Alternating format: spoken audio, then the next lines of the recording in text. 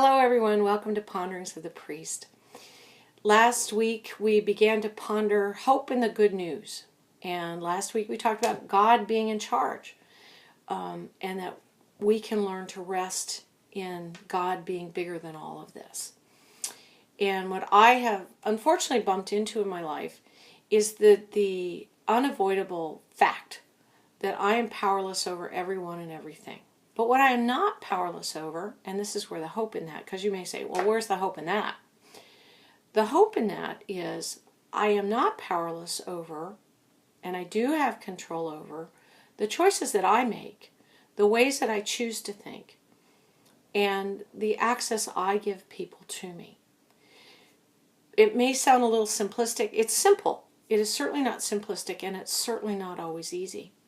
St. Paul tells us in one of his epistles, and we hear it in one of our final blessings, and finally, beloved, whatever is good, whatever is right, whatever is just, whatever is pure, if there's any excellence, think about these things, and the God of peace will be with you.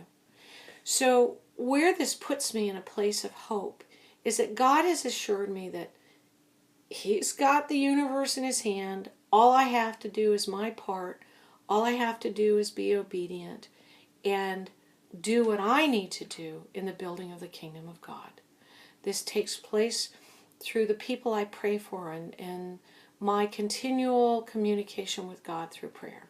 It takes place through the actions I choose to take.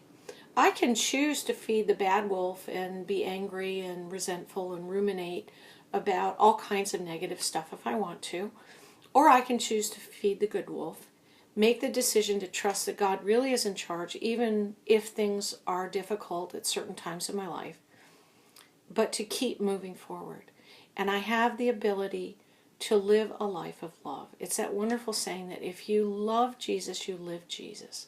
And that is where our hope is in having that curiosity of how can I live the love of Jesus Christ today? How can I demonstrate through my actions that I am seeking whatever is good and just and right and excellent?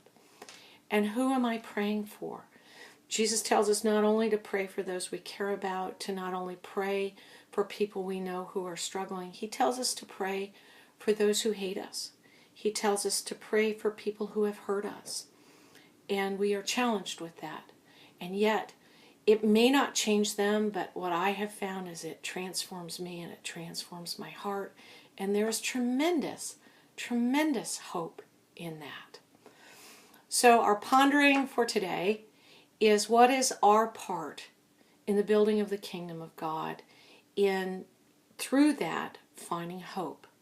Mahatma Gandhi said, "Be the change you wish to see in the world." And Mother Teresa said, "We change the world one person at a time." So the thought to ponder today is, how will I be that person, that one person who lives a life to change the world the way we would like to see it? Something to ponder for the week. Have a wonderful day, everybody.